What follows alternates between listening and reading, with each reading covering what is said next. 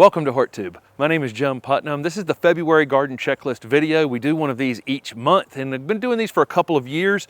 Kind of streamlined them in the last year or so down to just exactly what we're doing in our garden here in Raleigh, North Carolina, Zone 7B. This is about 0.19 acres, a very small lot. If you haven't followed along, there's a playlist called New House where I go through the entire progress of starting from the beginning of this garden until now. Everything's asleep, and we got some damage on some things back in December, so there's going to be some pruning and some upkeep and some additional things that I haven't been able to show on what was a brand new garden. Now it's a more established space over the month of February, so please subscribe and follow along with that. So let's jump right into what we'll be doing here in February. I plant pretty much 12 months out of the year, so you know, here in Raleigh the ground really never freezes. You know, we might get a little frozen crust on top of the ground for a few days during the winter, but other than that, the ground's pretty workable year round here. So I don't think about it as much as, you know, people put a lot of stock in what is the best month to plant. Again, if the ground's workable and I'm going to be around to care for it and watch out for it, I'll plant whenever. I am careful this time of year to make sure that I'm not planting plants that are way ahead of my area, meaning that the garden center, box store, or wherever you're getting plants, even mail order, if it comes in the mail and it's further ahead of everything else that's in your landscape, sometimes I'll wait and plant those things just because, you know, if this abelia has been sitting outside here in the garden all winter long, I would have no problem whatsoever putting this plant in the ground. It's completely acclimated to our weather conditions through this winter, and it's right in line with everything that's in the landscape. But if this came from the Gulf Coast into my garden center and I bought it and it was just completely covered in new growth, maybe even had a flower or two on it, that's the kind of plant that's going to be vulnerable to a late, you know, to any kind of freeze or frost. So keep that in mind.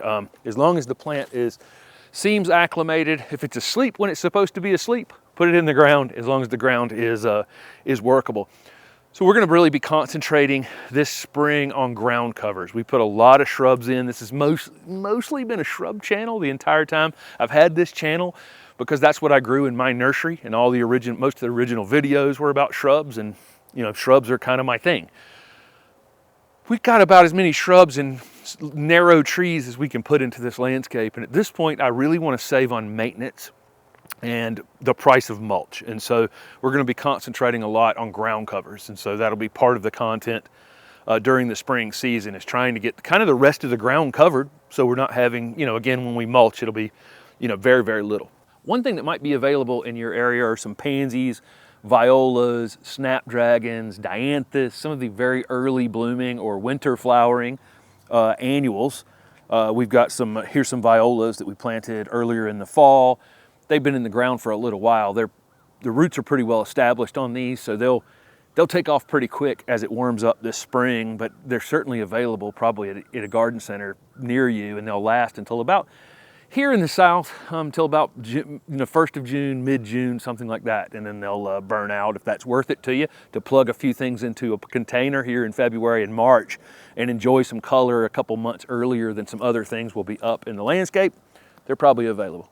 So by the time you see this video, we will have already seeded on our light rack inside our cool season vegetables that we do, that we start early inside. So that's going to be things like broccoli, cauliflower, Brussels sprouts. Some of our lettuce will start inside just to extend that season. Those things won't go in the ground until about March, but we do seed them in early February.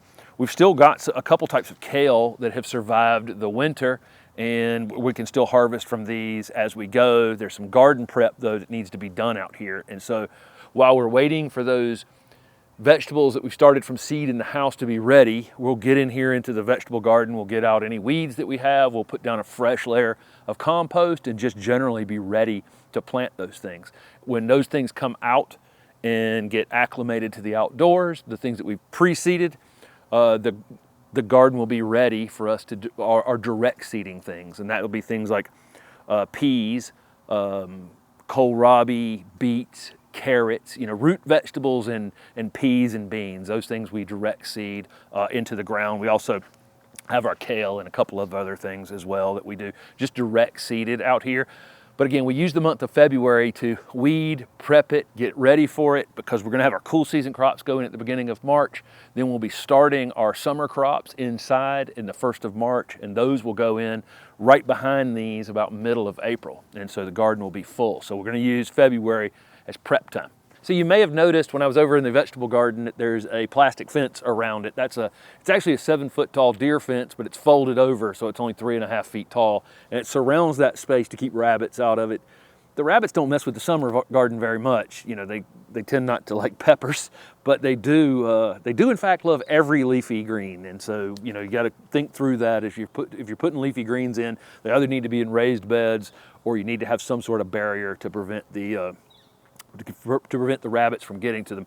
When you visit garden centers, box stores, wherever, right now you'll probably see strawberries, asparagus, seed potatoes, lots and lots of different edible things that you can add to your garden. Probably one of the best times of year to buy fruit trees and, you know, just all kinds of edible plants in general. You may purchase them and then look up for your area when you would be putting those things in the ground. I don't want to sit here on this, you know, Zone 7B in Raleigh and tell you the day that you should be putting those things in the ground. But I will tell you, you probably should acquire them if you want them, or, you know, fairly early on, and then again look up, you know, the best time for in your area to put those things in the ground. So let's jump to all things fertilizer. Sometime during the month of February, I'll be fertilizing the entire garden out here. And so that includes the vegetable garden, because we're prepping it for all of our cool season vegetables to go in. I just use an organic fertilizer. I'll talk about that in the video, but I don't care what it is. If it's ground cover, shrub, tree, edible thing, container thing, whatever it is, I throw out the same fertilizer on it. Again, very low amount of fertilizer. Most of the feeding that's going on in this garden is from mulch. We'll talk about mulch coming up in just a minute, because that's another thing we're doing in February. The only things that I'll repeat fertilize will be things like the vegetable garden. And so we'll fertilize it here as we prep it. Our cool season vegetables will go in sometime. You know, when we put the summer vegetables in, I'll probably throw out another application. Our annual borders, where we have, like I showed you, the pansies, violas, panolas, any of our summer flowers that go in during the summer, we will repeat fertilize. But for the most part, there's very little fertilizer going into this landscape, and it will almost 90% of the fertilizing will be done in the month of February in a video. So some of these monthly videos we do, like in the summer or in the late fall, early winter, are just a lot of prep and getting ready and thinking about the future and writing things down and those kinds of things. February is ready to roll. I mean, February into mid-March are probably the busiest time of the year in the garden for me. We leave the leaves on the ground out here from the trees, and I want to mulch over the top of them. And so we need to get the leaves off the path, the leaves off any turf areas, the leaves off any place we don't want leaves before we put that mulch cap on. A lot of other things we want to do too before we mulch. We want to go through and do any edging we're going to do. February is a great time, you know, to re-edge beds, because typically you've had some rain in the wintertime, the soil's a little softer. Might be a little later if you're in the north and the ground's a little more frozen, but as it thaws out, it's certainly a great time of year to be edging beds. The other thing we got to do is all of our pruning. I don't want to put this mulch cap down over these leaves and then walk through it constantly. And so again, it's this leaf removal, edging, any disturbances I'm going to be doing. If I'm planting some shrubs or some trees and I can get those done before I mulch, that's great too. You know, just any kind of disturbance is going to bring weed seeds to the top.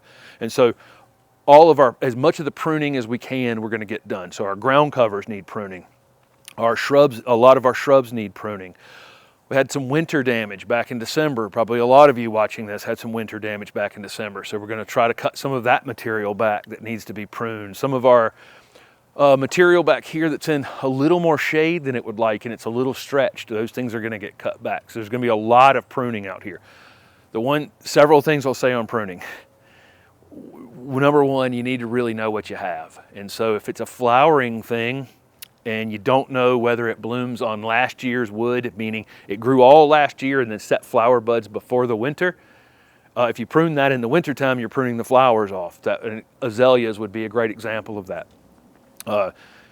If you don't know what you have, just wait until it flowers and then prune it after it flowers, and then you don't have to worry about this. But there are things that, you know, we don't rely on flowers for. They flower, you know, things like low-growing hollies or boxwoods, a lot of flowering plants that we're growing them because they're just green, right? Those things can be pruned, ground covers, non-flowering things. If it's a flowering thing and it blooms in the summertime, typically you can prune those in the winter. If it's an early flowering spring thing, typically you want to avoid pruning them until after they flower. That's kind of a brief summary on pruning. Again, is if it's an early flowering thing, you don't want to be pruning it now. There will be some damaged things though in people's landscapes that just aren't going to bloom well regardless, and you're probably going to be able to look at that thing and go, even if it flowers, it's going to be attractive, and you might want to go ahead and cut it back this winter. And a lot of the bigger pruning jobs, I'll wait a little further into February. You know, it won't be the very first thing I'll do in February, but I want to get them done sooner than later. Here in Zone 7B in Raleigh, and especially even further south, are grasses and grass-like plants. So our ornamental grasses, you know, the grasses that get little plumes and decorative grasses, and our carexes and, you know, sedges, rushes, you know, all of those kinds of things.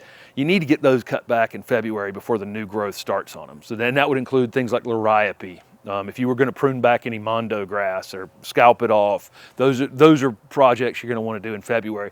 We're going to start cutting back our perennials, and so we leave most of our perennials up through the winter. Not the most attractive thing in the world, but it gives good cover for the plant that's under the ground, and, you know, any insects and things like that that were living on them through the winter time. But it is time to clean those up. Again, I want to do as much prep as I can possibly do before we put mulch down in order to not create disturbances in the bed that will create very weedy conditions during the summer. A few more pruning things. I put up a video a couple weeks ago pruning back the old leaves on hellebores, and you can see this one coming out, just showing off the new foliage and the new flowers without the distraction of the old leaves that were on them. So that's one thing that we do. This cast iron plant, typically we wait for some new growth to come out on them and then cut them back some, but the cold really got this one. And so this is an example of a plant, and I'm probably just going to go ahead and cut it completely back. Again, normally I would be doing selective pruning. It would just be the oldest growth on it, but there's really nothing here to save. And so we're going to see some new growth on it here in the next few weeks, and it's just going to get chopped back. This will be the time to do regenerative pruning. And so if you've got a shrub that's just gotten completely out of control, and you got to get control of it, and you want to cut it down to, you know, 18 inches tall, and it's 6 feet tall today, this is the time of year to do it. So February, March, best time to do that. This Mahonia that's next to me here, if it needed, you know, if I felt like it just needed to go down to the ground, I'd absolutely do it right now while it's dormant. Would be the best time of year to do that. There's some black mondo grass. I know this is all covered in leaves. We're going to get all these perennials uncovered here before we mulch, but here's some black mondo grass right here, and we want to use this in a few places. It's finally starting to spread about a bit. If I wanted to dig this up and divide it, this would be the time to do it. So any of the perennials here that I can see, or even ones I can't, you know, if it's a hosta and I kind of know where it is, I can pop it out of the ground and divide it right now. And just a great time of year to do that. Again, the ground's very workable. You can pop things out of the ground, cut them with a shovel, put them in 2 new homes, give one away, whatever you want to do. Great time of year to do that. One other flowering shrub that I can definitely prune on are my Camellia sasanquas, as they finish blooming at this point. These are the fall blooming camellias. They'll typically bloom until right about the time you're watching this video. And so if they need any work, I'll cut on those. My Camellia japonicas, the later blooming camellias, are probably still blooming, and they'll just get cut after flowering. If you cut things after they flower, not a problem. Of course, dormant trees like this red bud, if it needed any work right now, this would be the time to do it. I think I need to get in here while it's dormant, while there's no leaves on it. I got a perennial falling on it. I'll cut back as well here in the month of February. But any of these limbs up here that I'm looking at, and I can see they're clearly crossing one another, and they're just going to be inside the plant this season rubbing on one another, I'm going to go ahead and get rid of those. You know, get rid of one of the 2 of them. I'll make a decision on which one I want. But here's an example. It's just 2 limbs that are going to rub one another all year. This one being the dominant one that's almost all the way down to the ground. This little side one, I'm not gonna be able to see it anyway. It's just gonna be damaging this one, so I'll probably cut it off. So I'm looking at trees that way. You know, if there's limbs that are gonna be rubbing one another during the season, and I can see it right now, right? So I'll get in here and get those out while it's easy. So part of our strategy leading up to putting in our cool season vegetable seeds is a lot of planning. And so we, you know, think through, you know, what has worked well for us in the past, you know, what we're going to do, you know, whether we're keeping something, getting rid of it. All those things are done, you know, through writing things down. And so making sure that you're labeling things, whether it's going in the ground, you know, some sort of label in the ground, in a container, whatever you're doing in, you know, your seeding trays, those kinds of things, so that you can keep up with what works and what doesn't work on a year-to-year basis. It's super, super helpful. This plant next to me is an Edgeworthia, and it blooms during the month of February typically, and it's already starting to open underneath. It's got nodding flowers, so they tend to be, you know, pointing down at the ground, but you can pull them up. They're wonderfully fragrant. Just fantastic, just a fantastic plant. It's one of the strategies we have in this landscape, is to have something blooming all the time, and we can do that here in the South. You know, the hellebores are starting near me. We'll have daffodils in a week or two. Again, this Edgeworthia, there's a few camellias that are starting to open, and by March it'll be a whole nother series of things. So it's one of those things that we're out in the world planning for. If you haven't bought seeds, whatever kind of seeds, whether you're going to do summer vegetable seeds or you're going to do flower seeds, perennial seeds, doesn't matter what it is, I'd go ahead and buy them sooner than later. There's been kind of a shortage with all the new gardeners in the last few years buying seed. And I go ahead and buy my fall seed at the exact same time. So, you know, if you're going to do fall vegetables, like we've just done cool season vegetables now, we go ahead and acquire those now, because I don't trust that the things that I want will be available later. Another thing that will be available for purchase this time of year are going to be summer bulbs. So things like liatris, elephant ears, caladiums, what else am I missing from that list? Dahlias, and lots more. There's a lot of things that will be available. It's, again, not necessarily the time to put them in the ground in your area. I can get dahlia tubers now, but they are cold sensitive, and so I will just store them until it's time to put them in the ground, which will be after my average last frost date, which is sometime around mid-April. So keep that in mind, but do go ahead and acquire them. Just keep them to the side. Don't put those tropical things in the ground right now. Make sure all your tools are ready for the season. It's one of those things that's kind of easy to get past you. You know, you pull out the lawnmower and realize that you didn't sharpen the blade and you didn't change the oil, and you need whatever you need to do on tools, and sharpen blades on pruners. This month of February, we're gonna be pruning like crazy, and so, you know, I want to make sure I have the proper tools and they're sharp enough so I'm not leaving jagged edges on things. To us, birds are a very important part of the garden. They can help you with some of your insect problems, and they're just a fun part of outdoor activities. Hearing them in the morning, hearing them, I can, you know, listen to them right now. And so, you know, we're cleaning the bird bath, cleaning out bird houses, feeding them, and we're just inviting them, making a good space available for them. We're planting native plants that are good for them as well, that they enjoy, and it's another thing we're out shopping for, is additional native plants for, you know, for our pollinators. And, you know, there's not, you know, as I'm sitting here in the middle of these camellias, which are non-invasive, non-natives, we do have a lot of native plants in this garden, and we want to continue to add to that in the future.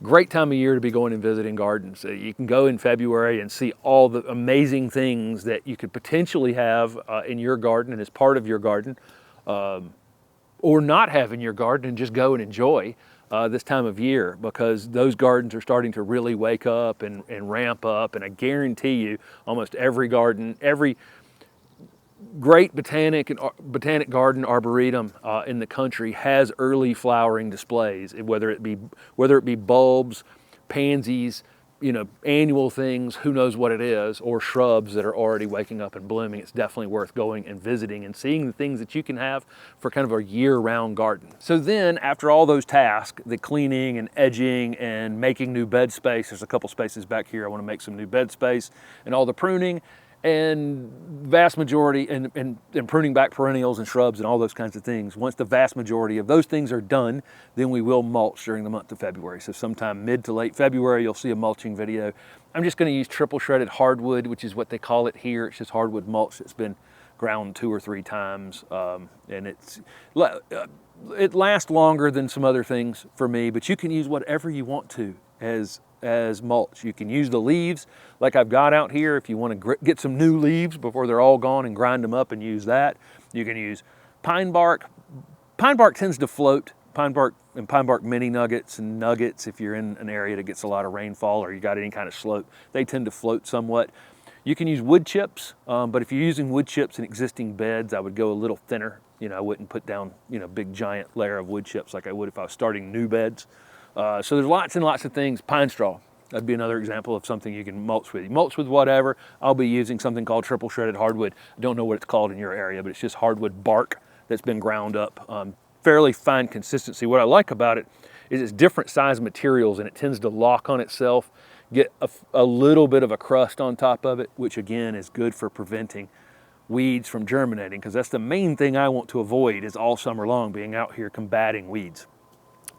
Watering in the month of February here in Raleigh, very, very little of it. When we put something new in the ground, we'll water it in just to settle it in. But for the most part, we won't need water on anything. You know, we'll check our containers of some, you know, things that have been in the containers for a little while longer, because if it does warm up and they start to put on some new growth, maybe they'll use some water. But for the most part, not a lot of watering to be done. We've got zoysia grass out in the front garden space, and it will start to wake up sometime, you know, toward the beginning of April. Probably get stung with a couple little frosts along the way. By May 1st, it'll be totally green. I won't fertilize it probably until closer to the time that it's waking up. Not a lot of purpose in doing it this early in the season, but I'm gonna use the exact same fertilizer I use on everything else. So if you're following along with the channel, that grass is gonna get fertilized same time as everything else. So February is a very busy month, and I kind of like it because here in this area at 65, you know, let's say 55 degrees to 70 degrees almost every day. And so you can come out and work hard in it without, you know, without it being too cold and without it being too hot. The ground is very workable, kind of easy, you know, just kind of easier overall. And it kind of gets you, you know, where you're doing these things and you're setting yourself up for later in the year so that, you know, you can really, you know, get these projects behind you so that you can enjoy the time in the garden while it's actively growing later in the season and not feel like you know, have to be throwing yourself and working in it when it's 95 degrees outside. So there you go. That's the February garden checklist. Thank you guys very much for following along with the channel, and we'll be back in March with another one. Thanks for watching.